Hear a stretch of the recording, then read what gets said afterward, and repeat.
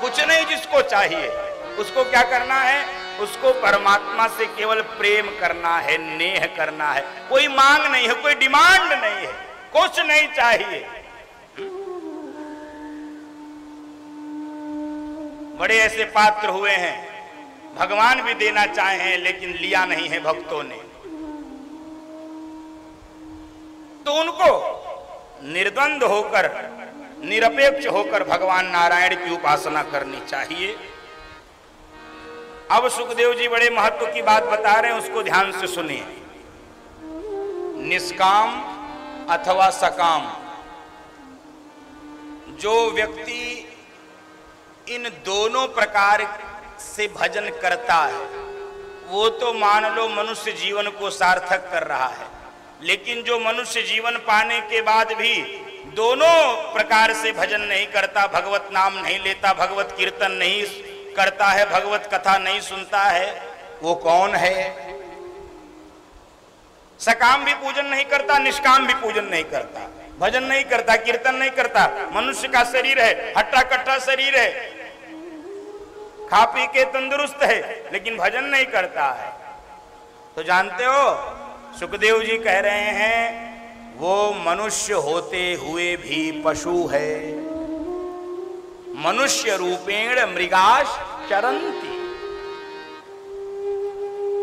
और 4 उपमाएं दी हैं बंधु माताओं।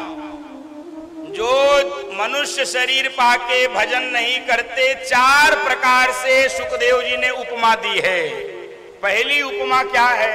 बोलने में थोड़ा अटपटा लगेगा लेकिन बोलना पड़ेगा, शास्त्र में लिखा है। जो भजन नहीं करते मनुष्य शरीर में, पहली उपमा है कुत्ता। क्या है? कुत्ता। और वो भी कौन सा कुत्ता? कुत्ते भी 2 प्रकार के होते हैं। कुत्ते 2 प्रकार के होते हैं, एक पालतू और एक फालतू। एक पालतू और दूसरा फालतू। अच्छा, पालतू वालों का कितना मौज होता है देखो आप। उतना मौज तो मनुष्यों का नहीं है, मैंने देखा है घरों में लोगों। अरे गजब मौज है उसका। उतना महंगा भोजन तो मनुष्यों का नहीं आता जितना कुकुर का आता है। हाँ, आता है, क्योंकि वो पालतू है। इस बात से मैं केवल एक संबंध स्थापित कर सकता हूं, आप भी पालतू यदि बन जाओगे तो गुंजाइश है। किसके? बोलो वृंदावन बिहारी लाल की जय। इनके पालतू बन जाओगे तो भी कुछ राहत हो जाएगी, और नहीं तो यदि फालतू है तो फालतू वाले क्या करते हैं जानते हो? फालतू वाले छोटी छोटी बातों पर लड़ते रहते हैं। श्रीमन्नारायण, छोटी छोटी बातों पर लड़ते हैं, उनको गली के कुत्ते कहते हैं। तो संसार के विषयों को पकड़कर जो लड़ते हैं वो कुत्ते हैं, और जो भजन नहीं करते उनकी उपमा है कुत्ता। और दूसरी उपमा बिटबाराह। दूसरी उपमा है बिटबाराह। बिटबाराह किसे कहते हैं? बिटबाराह यानी ग्रामीण सूअर, सूकर। मनुष्य शरीर है, भजन नहीं करते, सुखदेव जी कहते हैं वो जंगली सूअर। उसका काम क्या है? सूअर की उपमा क्यों दी गई? सूअर क्या करता है? उल्टा सीधा सही गलत भरता रहता है, इकट्ठा करता रहता है, भरता रहता है, भरता रहता है, भरता रहता है, और एक दिन भरते भरते ही मर जाता। तो मनुष्य शरीर पाके भजन नहीं किए तो क्या बने? क्या बने? बोलो, हिम्मत जुटाओ। हाँ, दूसरी उपमा सूअर। अब तीसरी सुनो, सुनते जाओ, बाकी अपना हम लोग बाद में परीक्षण करेंगे। तीसरी उपमा है ऊंट। ऊंट। तीसरी उपमा है ऊंट। बंधु माताओं, ऊंट क्यों कहा? थोड़ा पद मिला, थोड़ा पैसा मिला, थोड़ी प्रतिष्ठा मिली, गाड़ी घोड़ा बंगला सिक्योरिटी ये वो, तो जानते हो ऊंट इसलिए कहा जिनको ये मिल जाता है वो फिर नीचे देख के नहीं चलते, ऐसे चलते। गर्वेण तुंग शिरः, गर्वेण तुंग शिरः, फिर उनका सिर नीचे नहीं होता है। और बंधु माताओं, ये सब जो आपके पास मिला है ये सदा नहीं रहने वाला है, किसी का नहीं रहा है, सबका छोटा है बंधु माता, सबका छोटा है। ये रुपया पैसा ये कै दिन टिकेगा हो बंधु माता हो। इसलिए तीसरी उपमा है गर्वेण तुंग शिरः, ये सब छूटेगा। न सोना काम आएगा न चांदी आएगी, न सोना काम आएगा न चांदी आएगी। सज धज कर जिस दिन मौत की शहजादी आएगी, सज धज कर जिस दिन मौत की शहजादी आएगी। न सोना काम आएगा न चांदी आएगी, न सोना काम आएगा न चांदी आएगी। इसलिए पंछी है तो तोड़ पिंजड़ा छोड़ के उड़ जा, पंछी है तो तोड़ पिंजड़ा छोड़ के उड़ जा। माया महल के सारे बंधन तोड़ के उड़ जा, माया महल के सारे बंधन तोड़ के उड़ जा। इनकी धड़कन में मौत जिस दिन गुनगुनाएगी, इनकी धड़कन में मौत जिस दिन गुनगुनाएगी। ना सोना काम आएगा न चांदी आएगी, न सोना काम आएगा न चांदी आएगी। तो क्या करोगे, क्या नहीं आएगी? सोना काम नहीं आएगा, चांदी काम नहीं आएगी, तो क्या करोगे क्या है? अब सोच लेना, फिर कल बताना क्या। तो पद प्रतिष्ठा पैसा रुपया मिल जाए बंधु माताओं, जब कुछ ज्यादा मिल जाए तो व्यक्ति को झुक जाना चाहिए, फिर उसके बाद भी आप तने रहेंगे। गर्वेण तुंग शिरः, ऊंट हो जाएंगे। और चौथी उपमा गजब की है, उससे हम लोगों का तादाद में ज्यादा है। इन तीनों से भले थोड़ा कम रहा हो, कुत्ते सूअर और ऊंट से भले कम रहा हो, चौथे से सबका रहा, थोड़ा बहुत सबका है।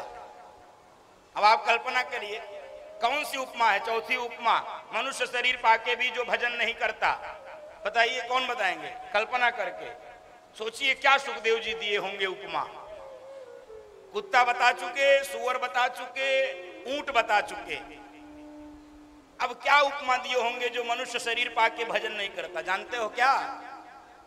हाँ, शुद्ध बोलेंगे तो गधा, और एकदम ठेठ बोलेंगे तो गदहा, जिसमें समझ में आ जाए।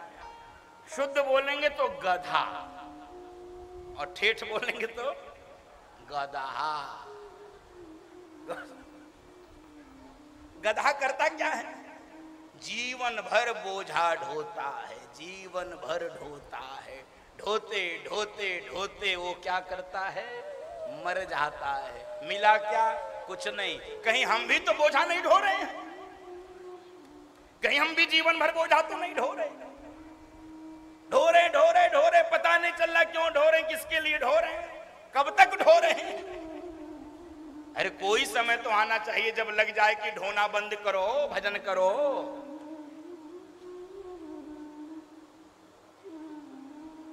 कोई समय आना चाहिए बंधु माताओं। सुखदेव जी ने कहा जो मनुष्य शरीर पाके भजन नहीं करता वो इन्हीं प्रकार की उपमाओं में रहता है।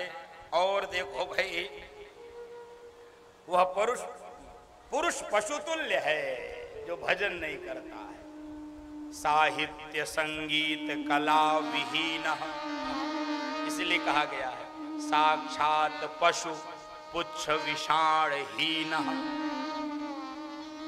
जीवन मिला है भजन कर लो, नहीं तो सब छूट जाएगा। तो हम इन उपमाओं में न सेट हो जाएं, इसलिए हम भजन कर रहे हैं। और बंधु माताओं, अब परीक्षित जी ने चूंकि प्रश्न पूछा कि गुरुदेव परमात्मा इस संसार की रचना कैसे करे, इस संसार की रचना कैसे करे। और जब ये प्रश्न पूछा है तब सुखदेव जी को लगा अरे हमसे तो भूल हो गई, हमने तो मंगलाचरण भी नहीं किया, हम तो उत्तर देने में फंस गए। अब भगवान की याद आई, चूंकि प्रश्न ऐसा पूछ दिया था परीक्षित जी ने कि सुखदेव जी एकदम उत्तर देना शुरू कर दिए, मरण धर्मा व्यक्ति को क्या करना चाहिए। लेकिन अब जब प्रश्न पूछा संसार की रचना परमात्मा कैसे करते हैं, तब उस परमात्मा की याद आ गई और उन परमात्मा को प्रणाम किया। नमः परस्मै पुरुषाय भूयसे सदुद्भव स्थान निरोध लीलया गृहीत शक्ति तृतयाय देहिनाम अंतर्भावाय अनुपलक्ष्य वर्तमने। उस परम पिता परमेश्वर को प्रणाम किया है और जिनका कीर्तन करने से, जिनका स्मरण करने से, जिनका नाम जपने से, जिनकी कथा सुनने से जीव के सारे ताप पाप नष्ट हो जाते हैं, ऐसे प्रभु के श्री चरणों में मेरा बारंबार प्रणाम है। बोल भक्तवत्सल भगवान की जय। जीव का कल्याण तब तक नहीं हो सकता है जब तक वो भगवान का आश्रय न ग्रहण करे, भगवान के चरणों की शरण में न जाए। और बंधु माताओं, कितना बड़ा से बड़ा पापी हो जिसने जीवन भर पाप किया हो, वह भी यदि एक बार शरण में चला जाता है तो परमात्मा उसको पाप से मुक्त कर देते हैं, वो परम पावन हो जाता है, वो विशुद्ध हो जाता है। इसलिए कहते हैं पतित पावन सीताराम। बंधु, वो पतितों को भी पावन करने वाला।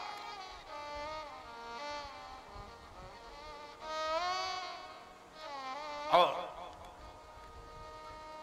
एक बार यही प्रश्न